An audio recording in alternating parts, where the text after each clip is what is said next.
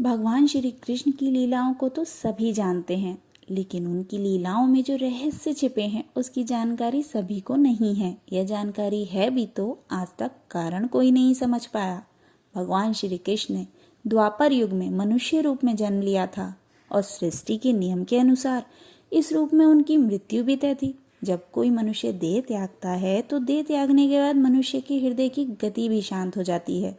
लेकिन यह अपने आप में एक अनोखा रहस्य है कि भगवान श्री कृष्ण ने शरीर तो त्याग दिया, लेकिन उनका हृदय आज भी धड़क रहा है। लेकिन कहाँ? नमस्कार दोस्तों, मैं नेहा अपने चैनल तरंग पर आप सभी का हार्दिक स्वागत करती हूँ। महाभारत का विनाशकारी युद्ध जब समाप्त हुआ तो गांधारी के सभी 100 पुत्रों की मृत्यु हो चुकी थी। गांधारी को इसका भारी दुख हुआ था। तब गांधारी ने श्री कृष्ण से कहा, यदि तुम चाहते तो इस युद्ध को टाला जा सकता था, लेकिन तुमने ऐसा नहीं किया।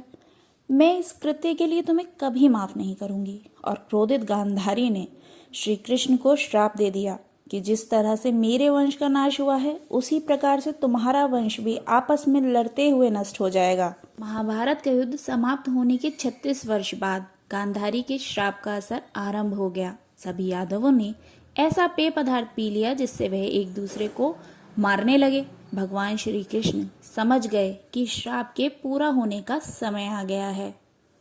इसके बाद श्री कृष्ण द्वारका छोड़कर सोमनाथ गुजरात में आकर रहने लगे। पौराणिक कथाओं के अनुसार एक बार श्री कृष्ण वन में पीपल के पेड़ के नीचे लेटकर आराम कर रहे थे कि तभी जरा नाम के एक बहेलिये ने हिरण समझकर दूर से उन पर तीर चला दिया, जो उनके पैर में जाकर लगा। इसी के बाद श्री कृष्ण ने नदी के किनारे अपना मानव शरीर त्याग दिया और बैकुंठ चले गए। मान्यता है कि भगवान कृष्ण का जन्म 3112 ईसा पूर्व में हुआ था और उनका जीवन काल 125 साल 8 महीने और 7 दिन का रहा। पांडवों ने श्री कृष्ण के शरीर का रीति रिवाज से अंतिम संस्कार किया। तभी पांडवों ने देखा कि श्री कृष्ण का पूरा शरीर तो जल गया है, परंतु उनका दिल अभी भी धड़क रहा है। इसे देखकर पांडव चकित रह गए। तभी वहां पर आकाशवाणी हुई कि यह ब्रह्म का हृदय है, इसका अंत कभी भी नहीं हो सकता। इसके पश्चात पांडवों ने श्री कृष्ण के धड़कते हुए दिल को समुद्र में प्रवाहित कर दिया। समुद्र में पहुंचने के बाद कृष्ण के हृदय ने लकड़ी के एक लट्ठे का रूप ले लिया और फिर तैरते तैरते उड़ीसा के एक समुद्र तट पर पहुंचे। उसी रात उड़ीसा के राजा इंद्रदुम्न को भगवान कृष्ण ने सपने में दर्शन दिए और कहा कि समुद्र तट पर एक लकड़ी का लट्ठा मौजूद है, उससे मूर्ति का निर्माण करवाओ। सुबह उठते ही राजा इंद्रदुम्न भगवान कृष्ण की बताई हुई जगह पर पहुंच गए और इसके बाद उन्होंने लट्ठे को प्रणाम किया और उसे अपने साथ ले आए। इस लट्ठे से ही भगवान जगन्नाथ, बलभद्र और सुभद्रा जी की मूर्तियों का निर्माण विश्वकर्मा जी ने किया था।